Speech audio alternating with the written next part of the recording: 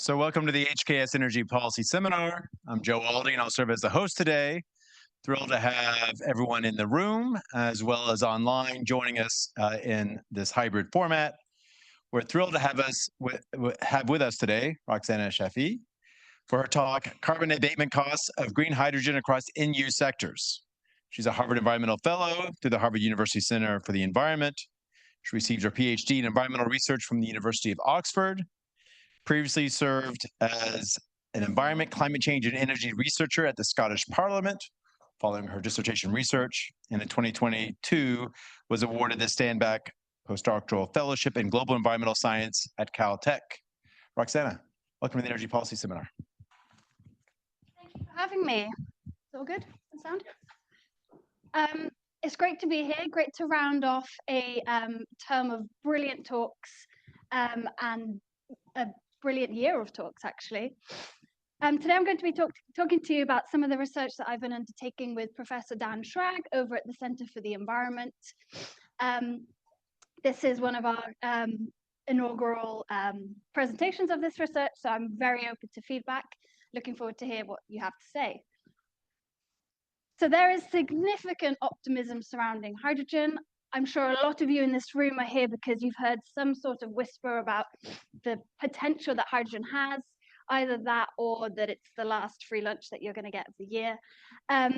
So this optimism is reflected in the investments into low carbon hydrogen across the world.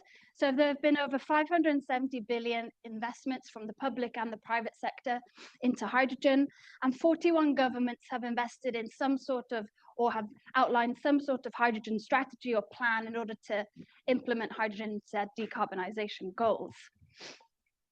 And since the passage of the Inflation Reduction Act in 2022, the US has really been leading the way in terms of financial incentives, along with Europe, for low carbon hydrogen.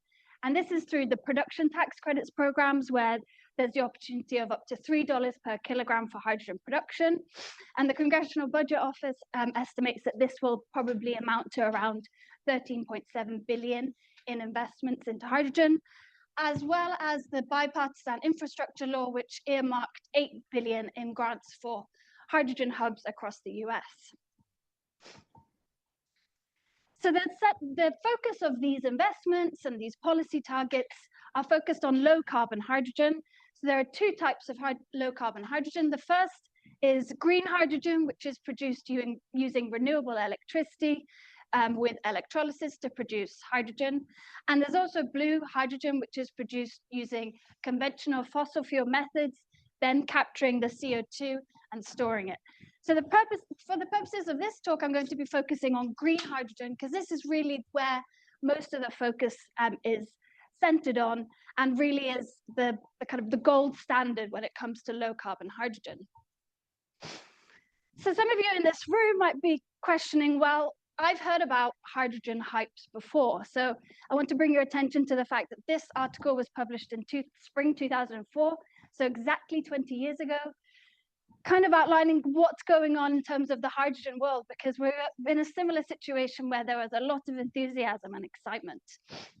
The difference now is that over the last 20 years, there's been an unprecedented reduction in the cost of solar and wind energy. And this has really put hydrogen back on the table, because electricity is the main feedstock for hydrogen production.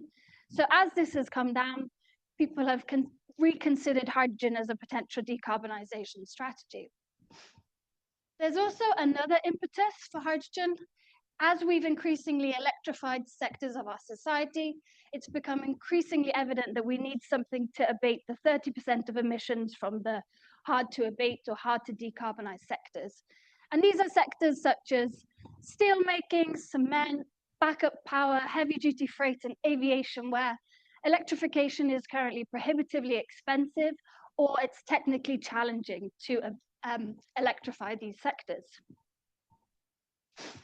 But there's a problem, as always. Hydrogen, even with these reductions in the cost of solar and wind, is expensive to produce.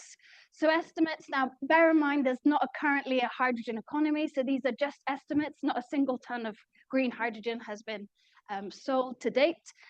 Estimates put the cost of hydrogen around $5 to $7 per kilogram in comparison with fossil-based hydrogen, which costs around $1 to $2 per kilogram to produce.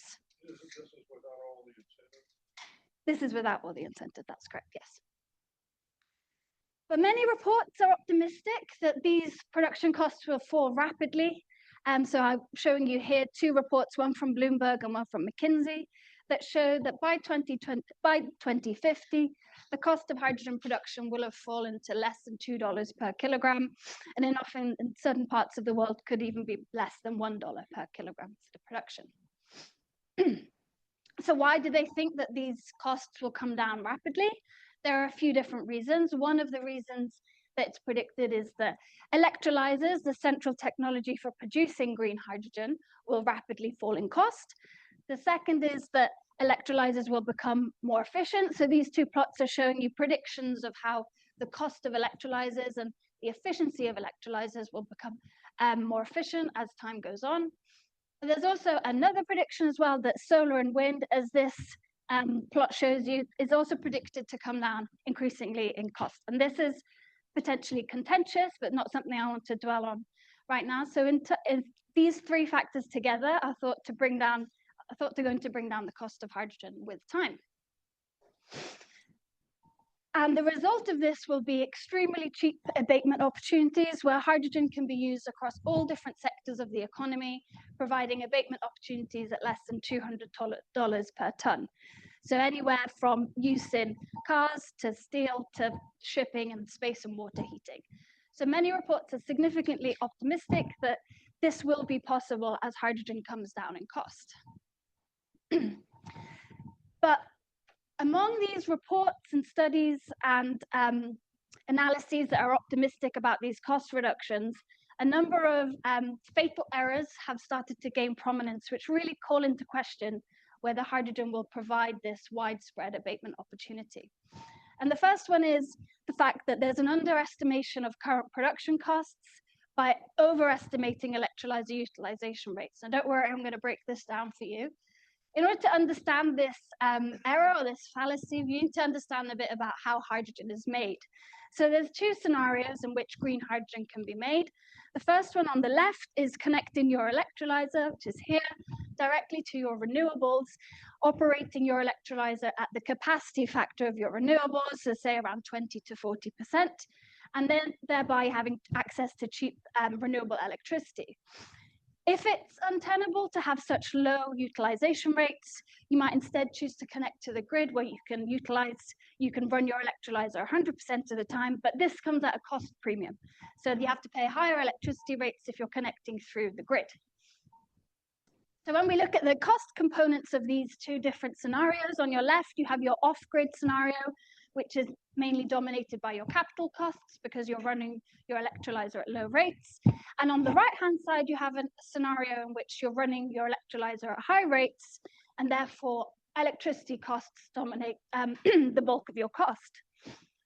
But a third set of studies have emerged in which they combine high utilization rates of electrolyzers with low-cost electricity.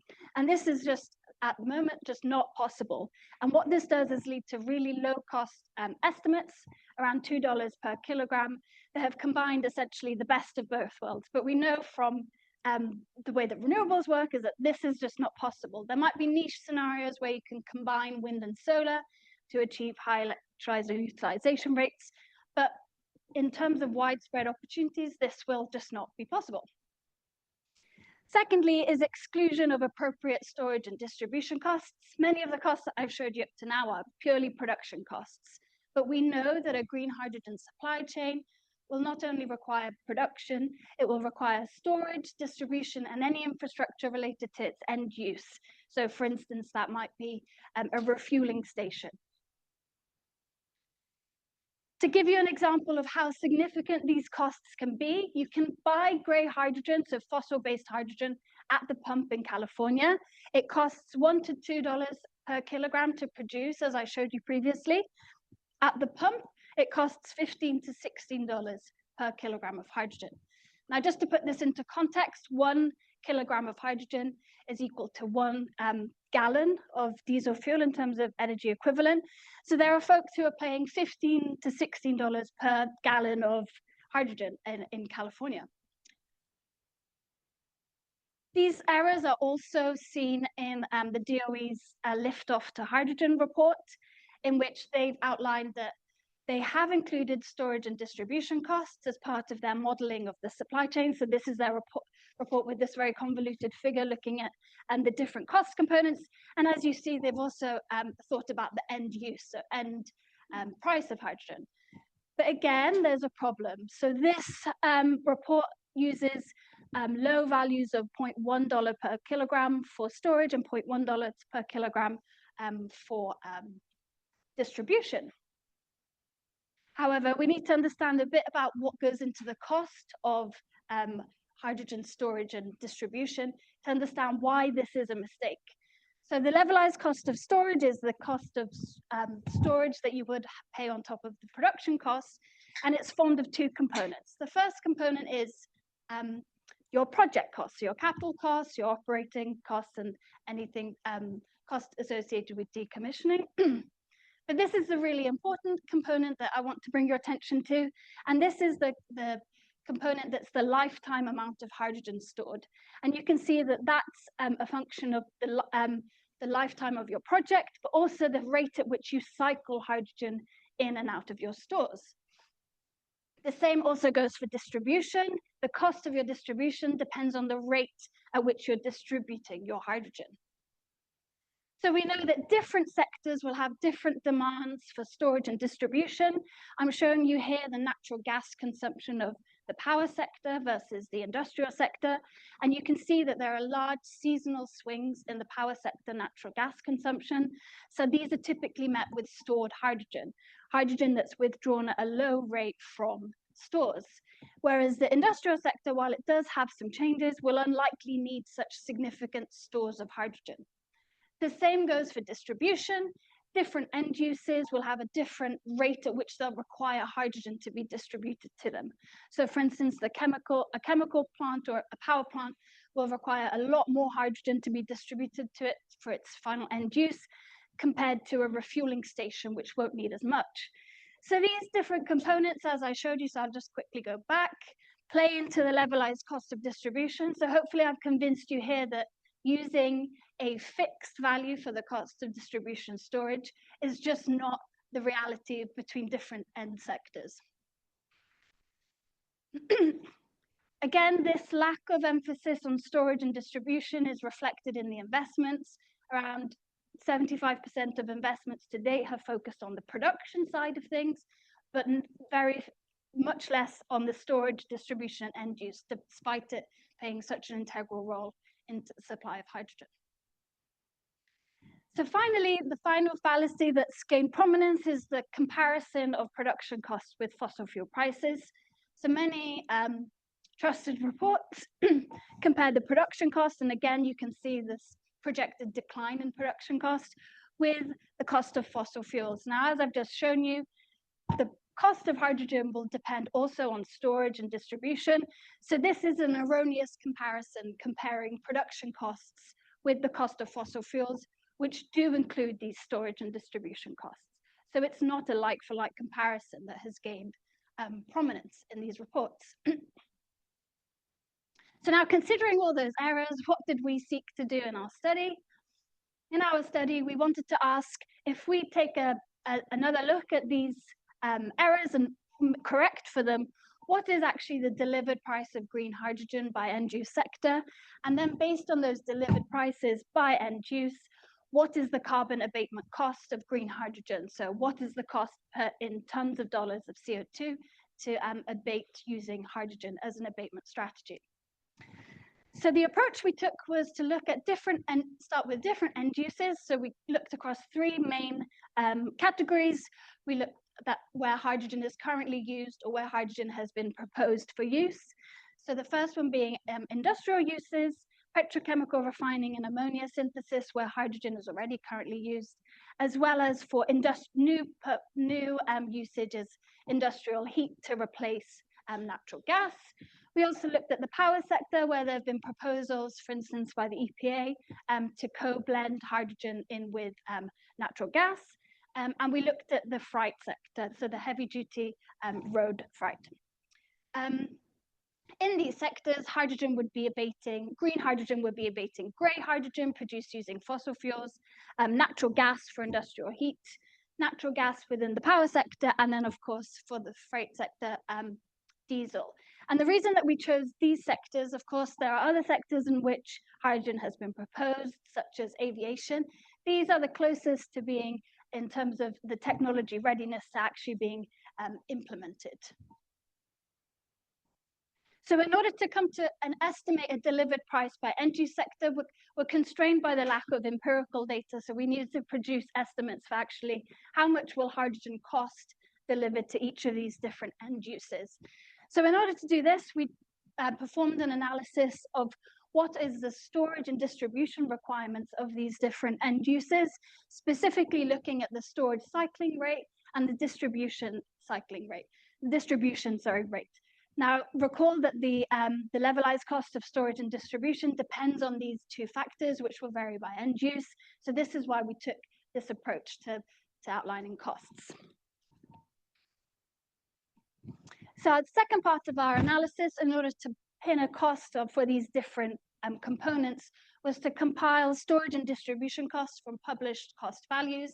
And as you can see, as you increase your utilization of storage, so here we have increasing cycling rate. So you have, for instance, for your storage, an annual cycling rate where you're only annually taking out the storage versus going all the way to daily, and the same for distribution rate, increasing the rate at which you're distributing hydrogen. So as you would expect, as you increase the intensity of the utilization of your storage or your distribution capital, your costs come down. So you can see that costs decrease with increasing utilization rate.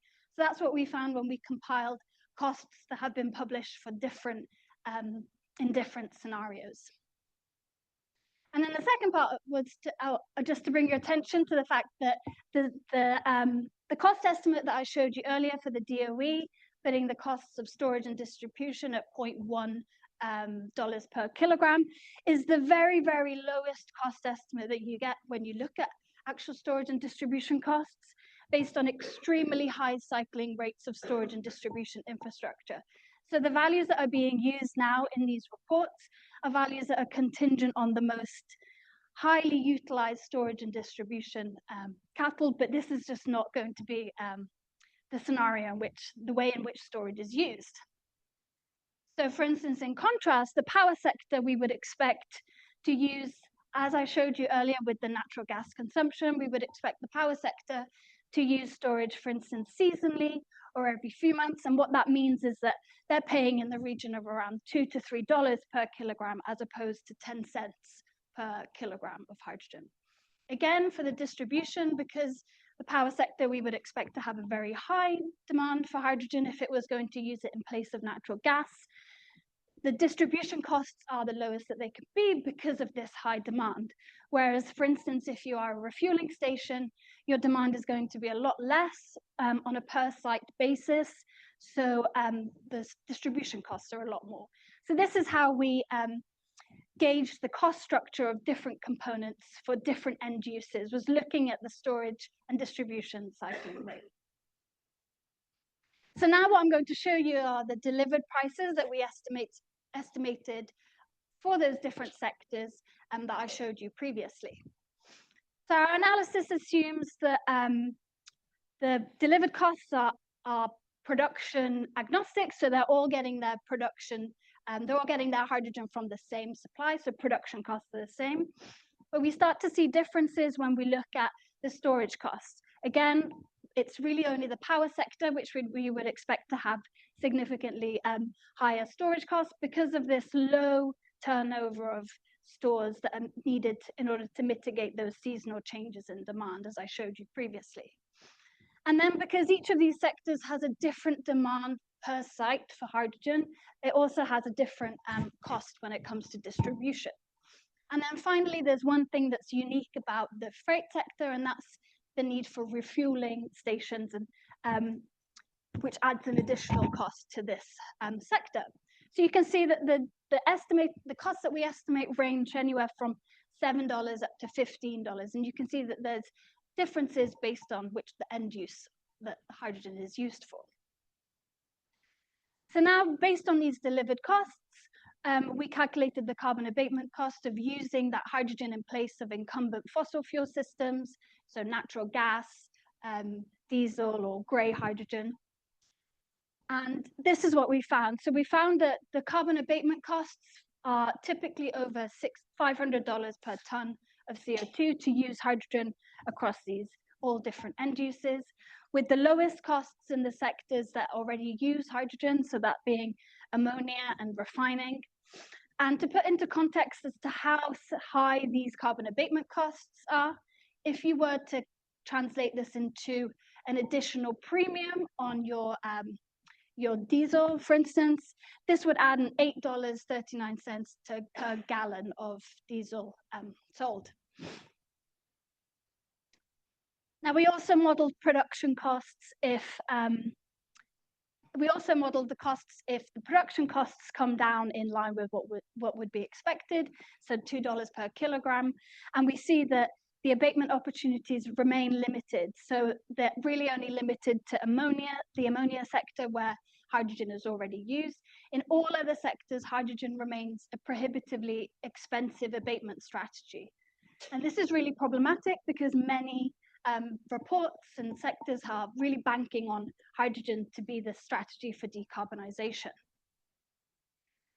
So I've whizzed through this, which means that there'll be plenty of time for questions and we can discuss, but the results of our work show that green hydrogen is a prohibitively expensive carbon abatement strategy, and at current fossil fuel prices, the opportunities for abatement are over $600 per ton across a range of end-use sectors in the United States.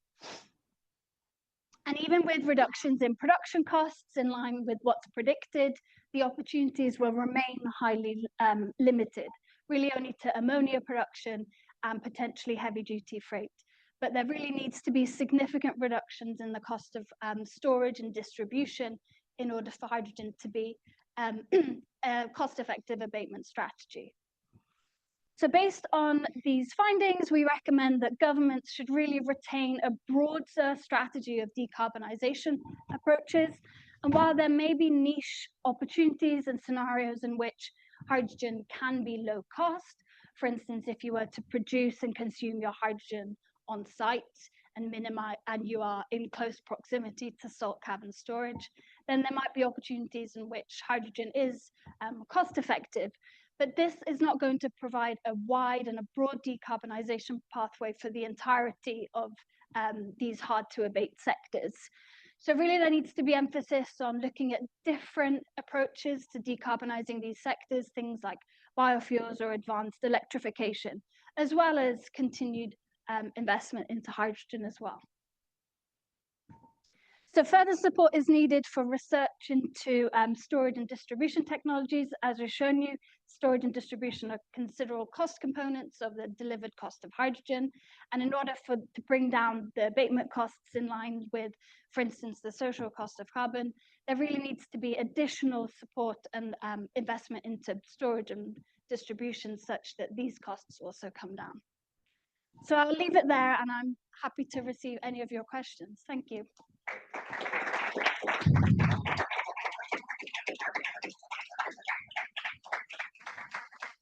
Thank you. So before I go to the audience for questions, I guess I've got a couple of questions, but I'll just start with one now. $600 a ton sounds expensive. It's certainly more expensive than what we are willing to pay, at least in terms of policy in the US right now. But having said that, if I look at modeling scenarios that say we're going to get to net zero by 2050, by the time we're getting those last few tons out of the system, they're expected to have quite high marginal abatement cost. So this looks really expensive compared to like putting in a little bit more solar into my power system. But it doesn't look quite so crazy when I think about the modeling analyses getting out to 2050 and getting to net zero. So help us think through a little bit, especially when you talk about some of these alternatives that look like they have potential? Is it because you really see them as, those modeling scenarios that say we're going to be north of $1,000 a ton, either real or shadow price of carbon, are just too high, and we think there may be other opportunities here? Or is it simply, yes, there's a role for this stuff, it's really expensive, and that rolls in 2030 and 2040 and beyond, and we shouldn't be subsidizing its deployment today? How should I interpret $600 a ton in a world in which I think we're going to need really expensive abatement if we meet our net zero goals? Yes. Let me think about that. I think it demonstrates that it doesn't have this broad decarbonization strategy, and it will be reserved for the really hard to abate, like you said.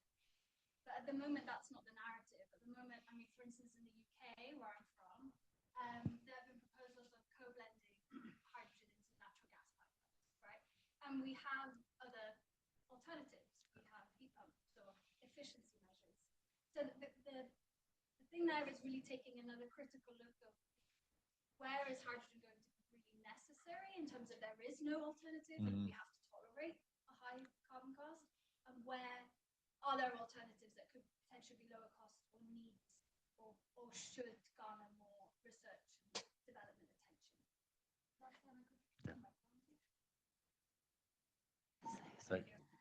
Bill. So this is a terrific and important work, and I find it very interesting. I have one thing which is my pet concern about these kinds of discussions is when you're talking about grid-connected hydrogen and electrolysis. We have designed, particularly in this country, our electricity markets so that they're highly efficient. And they do all kinds of complicated substitutions across power plants over very large geographic areas. And one of the consequences of that is it's extremely difficult to identify how much carbon emissions you're emitting from your plant if you don't do the full-blown analysis of the whole system. Those analyses of the whole system show that the range of how much, when you consume, use more reduced demand or increase renewables someplace, what happens to emissions in the system? And the answer is a factor of 3 to 5 difference depending on where you are and the time of day. So it could be yet another factor on top of all of this in terms of you're actually not reducing carbon emissions as much as you think, unless you're awfully smart about where you locate these things and when you operate them. And it may mean not operating them lots of periods of times because they're actually not reducing carbon emissions. So it becomes kind of a scaling thing. This is a very hard problem. The only solution I know to this problem is a carbon tax, because that handles all the same problems simultaneously. But I think it's something you should look into here, because I think it's actually a big deal. Yep. No, thank you. I think there's been analyses that showed that if hydrogen is produced using grid electricity, but not in the ideal scenario, that the emissions can actually be higher than fossil-based hydrogen for that reason. And this is why the IRS has imposed is proposing to have such tough limits on the use of grid-connected electricity in terms of it being time-matched and backed up with renewable energy certificates. And you can go into what you think about that, but to prevent the problem of actually, yeah. It completely ignores it. Yeah. They don't look at the locational differences. But actually, of those requirements, it would need to be time matched hourly. It needs to be in the same location. It needs to be built in the last 3 months. But actually, when you do it, you say this at this hour, how much emissions am I reducing? It's a very complicated question. Right. It depends on the whole dispatch. So Yeah. time matching doesn't solve the problem. No, it doesn't. Yeah. Yes, excellent presentation. I followed very well until you got to the part about abatement cost. So could you explain what abatement your cost you're referring to and how you calculate it, or at least broadly speaking, how you calculate it? And also, is this paper work available online? It's not available online. We're currently preparing it for resubmission. But we calculated a marginal abatement cost. But put very simply, it's the additional cost associated with the intervention. So here we're just looking at the differences in the fuel prices. So we're assuming that there's no major retrofits that are needed, but these would actually increase the carbon abatement costs. And then we're looking at the reduction in CO2 with that change. And we're assuming that the hydrogen is completely clean. So we're assuming the best case scenario. So these are almost lower bounds on estimates, because if, of course, you look at your total life cycle emissions of hydrogen, then your abatement costs are going to increase. And if you consider any retrofits associated with the abatement, then your abatement costs will. So those costs go on top of the production cost and the operational cost. Yes. So here we're just looking at the difference in cost between the current incumbent fuel and hydrogen, and then the emission saving arising from that. But we're not looking at kind of the change in interventions. I know in some methods you can look at the first year versus the second and how it changes over time. This is a very straightforward. Is there assumption on the carbon price there? No carbon price included in there, no. Okay. Does that answer your question? Yeah, I'm happy to discuss it offline yeah, afterwards as well. We can go through the certainly. data. Thank you. No worries. Thank you.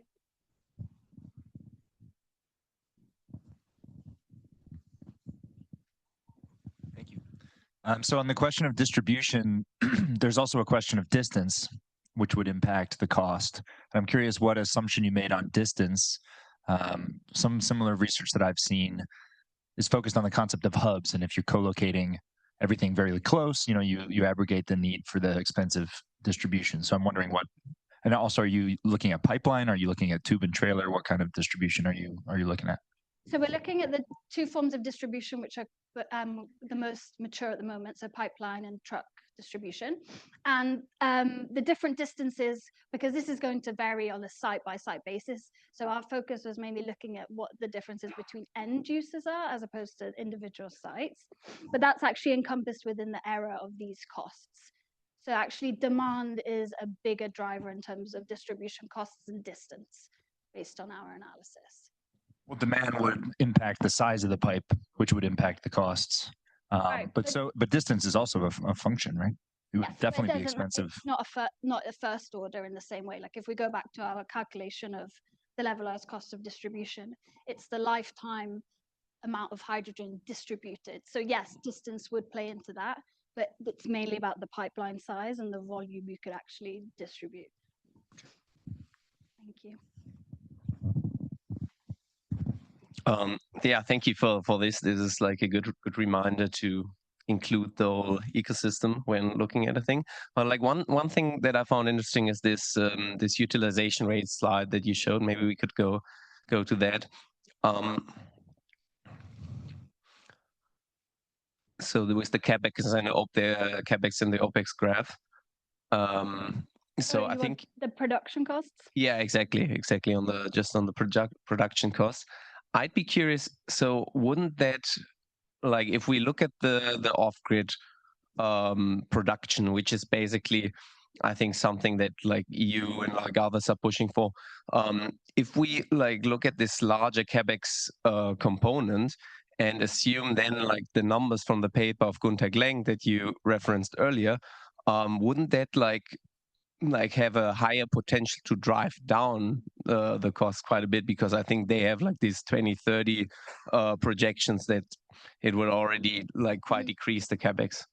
Yeah, this is why there's a focus on decreasing those capital costs, is because of the low utilization rates. You really need a reduction in the cost of your electrolyzer in order to be able to bring down costs.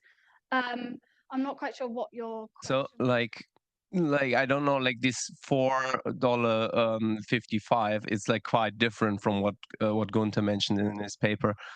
Is like is this like now and his numbers are 2030? Yes, so that paper is referring to 2050 costs, but there are some problems with that paper too, in that there's a bit of an overestimation on learning curves in terms of bringing down the cost of electrolyzers. Now, learning curves typically apply to manufacturing, whereas the actual component, if you look at the cost components of an electrolyzer, it's only around 10%, which is actually manufacturing. Most of it is the kind of critical elements of the stack which are needed. And those, you need more innovation to bring down those costs. But of course, in terms of compare, and in his study, he kind of draws analogies with kind of solar and wind coming down at that rate.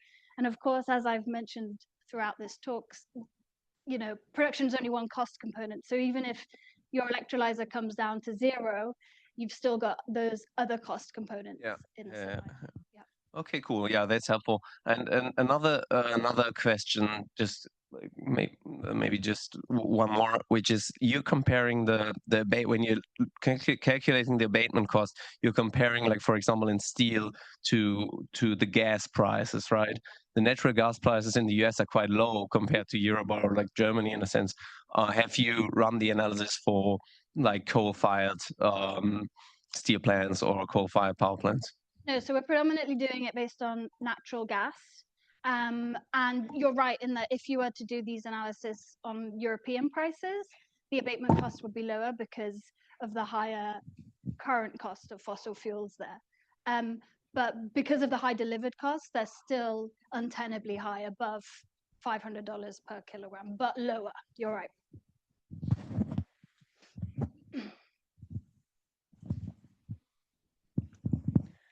Hey, thank you for a great presentation. You mentioned California and the light duty market for hydrogen. Can you expand of that and you know, if that there's any policy lessons for the, you know, broad adoption of hydrogen in light duty transportation?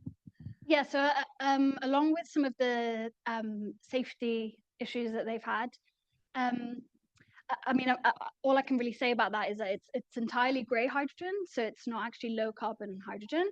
And even with production costs being as low as they are, $1 to $2 per kilogram, where did I show this? It's still, yeah, the delivered price is $15 to $16 per kilogram. So the rest of that is all storage and distribution and the refueling station. So we kind of have an indication from that these costs are going to be high as well for green hydrogen, even higher because the production costs are higher too. So if we can't get it lower with grey hydrogen, then the chances for green are very low. Yeah, thank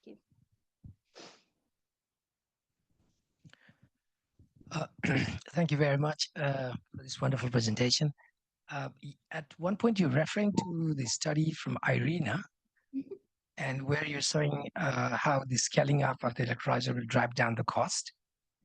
And your study is based on the American market here. I like, what are you exactly comparing this with, and which market did they consider for this study, and what are you comparing? I just wanted to be clear why you're comparing your study with this one. So the reason that I brought up this figure was to highlight the mistake that has been made in terms of comparing. Now all the colored lines here show predictions of production costs. So we can say that they're wrong or right, whatever. But the erroneous thing here is that they've compared it with the cost of fossil fuels. And the cost of fossil fuels includes things like storage and distribution, whereas these production costs, like I've shown, are only one component of the entire supply chain. So it's comparing, you know, apples with oranges. It's an incorrect comparison. So this kind of makes it seem like hydrogen is closer to being cost competitive than it actually is by making this comparison. Does that answer your question? Yeah, thank you. If I can add one more. I come from Nepal. Just to gather your perspective, actually, we have all hydro generation. Our grid is all green. Bhutan has a similar all hydro-based generation. And there's a country not that far, Laos, but we all export. There is a potential for exporting. For example, Nepal sits next to India, Bhutan sits next to India, Laos exports majority of its production to Thailand. So how are these kind of countries where the generation is entirely the green, like hydro-based generations? Are these countries, or is it too early for these countries to see any kind of to capitalize on this green hydrogen production, where the input cost, like the production cost, would be much later? Yeah, so even in theory, whether, you know, the feedstock, the electricity price could be low because of ample solar and wind. I'm not an expert on this, but there are other barriers to implementing hydrogen projects in those countries.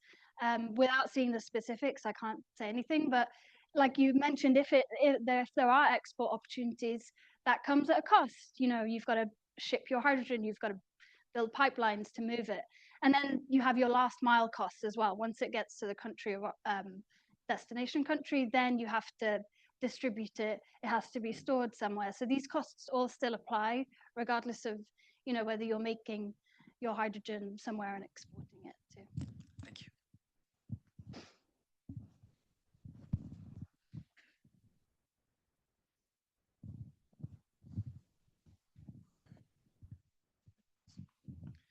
So I'd like to get to the other question I had in mind, which was alluded to briefly when we talked about hubs and trying to think about sort of, you know, geographically concentrating the users of hydrogen with where we're going to be producing it. We now have 8 or 10 hubs identified through the bipartisan infrastructure law that Department of Energy is putting money to build out, help facilitate the build out of these hubs. Is one takeaway from this when we sort of look at, like, here's the subsidy in the tax code, that we're, despite all the sort of talk about all the proposed hydrogen facilities, should we expect to really only see them located in these hubs where we might think they have very low distribution costs because they're right there at the potential users, and maybe depending on the nature of where they're located, they might have relatively low storage costs? I mean, some of these are in places where we're already storing a lot of natural gas. There may be ways of sort of repurposing some of those facilities. You know, when you sort of look out and sort of think through the hype with this analysis, should we expect to just see this where we're subsidizing the sort of co-location, or do you think there's other places we might see some of the hydrogen come online? Yeah, it's a good question. I mean, I think the challenge really with the hydrogen hub is going to be trying to get over the mismatch between where solar and wind might be ideal to achieve those really high utilization rates, but also in regions in which there's demand for hydrogen. This has been one of the key challenges in the US, has been there isn't the kind of the similar scale of offtake and demand as there has been focus on production. So you have this challenge of your co-locating your wind and, I mean, most of the projects now take a production-centric view in that sites are chosen based on solar and wind. But actually, that might not match up with where the best salt cavern storage is, or where the end use even is. So there are lots of challenges in that. I don't think I directly answered your question, but it's a challenge trying to bring all those different factors together to in one place.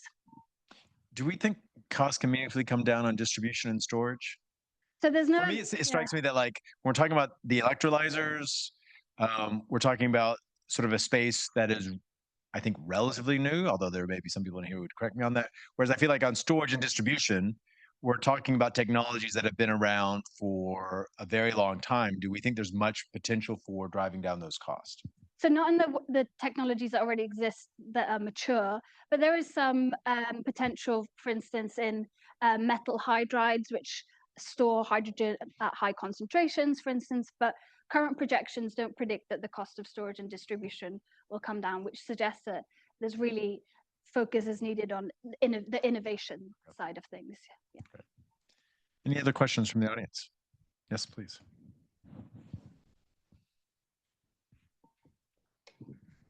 Shifting away from the methodology more towards the recommendations at the end, I'm wondering broadly how useful it is to think of the cost of abatement relative to natural gas as opposed to relative to other abatement solutions that you proposed and talked about. Because part of the reason that hydrogen has caught on, to your point earlier, is that these are hard to abate industries where electrification is also prohibitively expensive or just not technologically feasible. So is it better to look at the relative cost of hydrogen abatement versus some of these other ones instead of the natural gas? Like, what was the thinking there? That's a good way to contextualize it. And I'll give you this for context. The direct air capture is predicted to be around $600 to $1,000.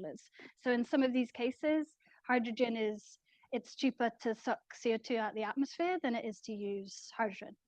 Now, there may be other strategies that are more sector specific where the abatement costs may be lower, and those should obviously be prioritized. But in terms of other strategies, hydrogen exceeds them. one comment and one question.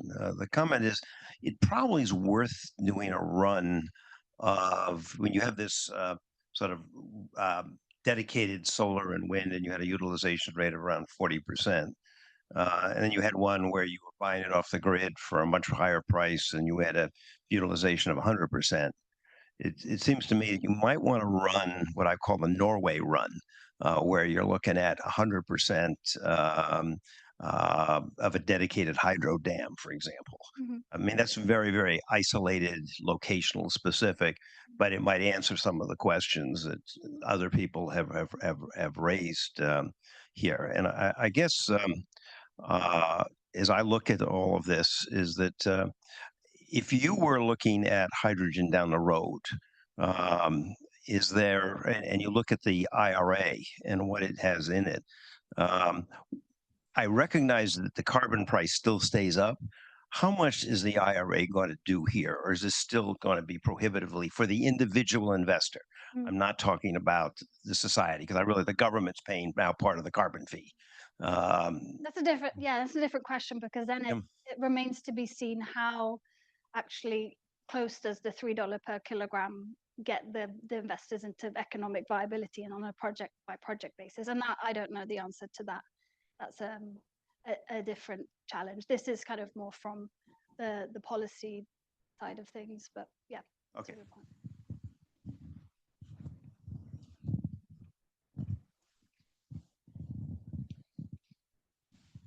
It's very risky asking a question when I just walked in late, because you probably answered this already.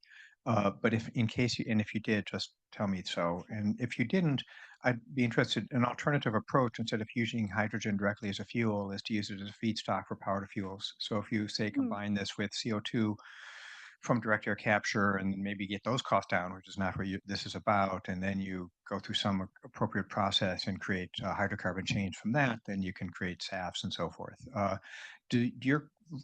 Now, the thing about that is there's not really transport necessarily involved. That all can be done in a fairly localized on-site facility. How do you think about that in terms of the costs? That's not something we focused on, just because it's kind of further out in terms of technology readiness, but there has been a study come out of MIT which has looked at using hydrogen to make e-fuels, SAF, and their abatement costs are in the thousands. So it's still prohibitively expensive at this stage. And because of the early technology readiness level, we also just don't know how robust the assumptions that go into those calculations are. That really remains to be seen too. So it's challenging, but people are thinking about this, yeah.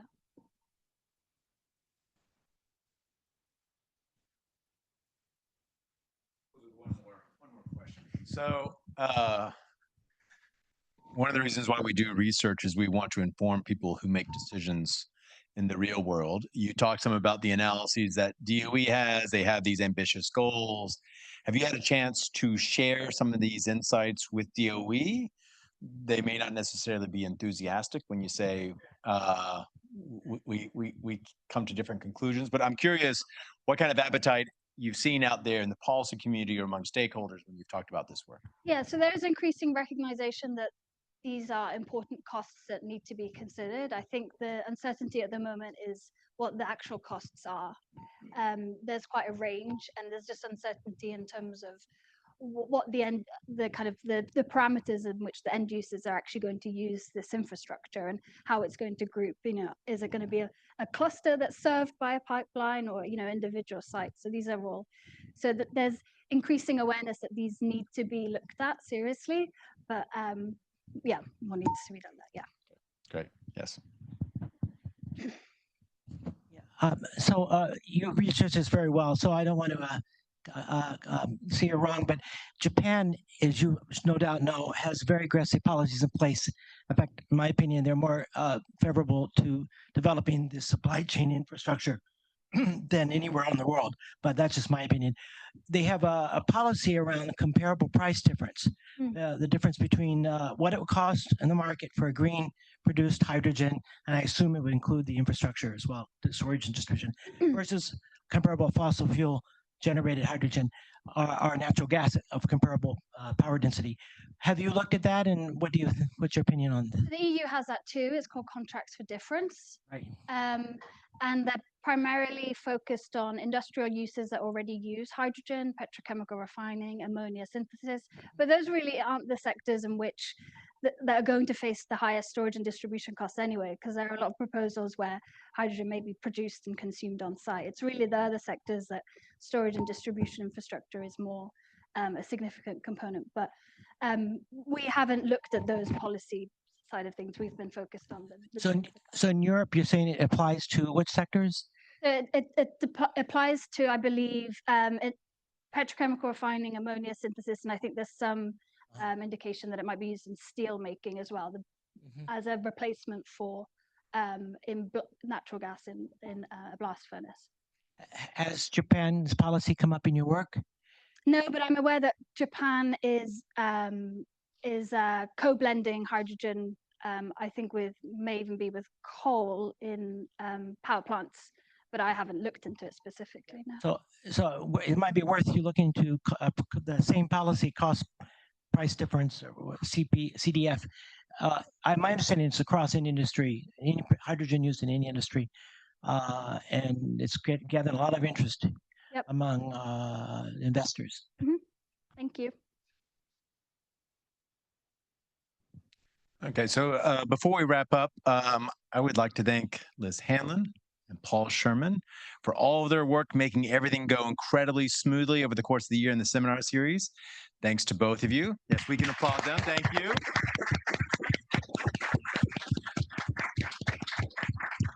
I'd like to thank the Harvard University Center for the Environment, the Environment and Natural Resources Program, the Mosavara Rahmani Center for Business and Government, and the Salada Institute for Climate and Sustainability for supporting our seminar series over the course of this year. I would like to thank my colleagues for suggestions over the course of the year, and especially Henry Lee for help in crafting this seminar series. Finally, I want to thank all of you for enjoying what is for you free food, but I hope also stimulating discussions of important energy and climate questions over the course of this year. This is our last seminar of the year. If you have suggestions for speakers for next year, shoot me an email. Over the summer, we'll start scheduling for the fall semester. Finally, please join me in thanking Roxana Shafiee for her presentation today. Thank you, Roxana. That's great.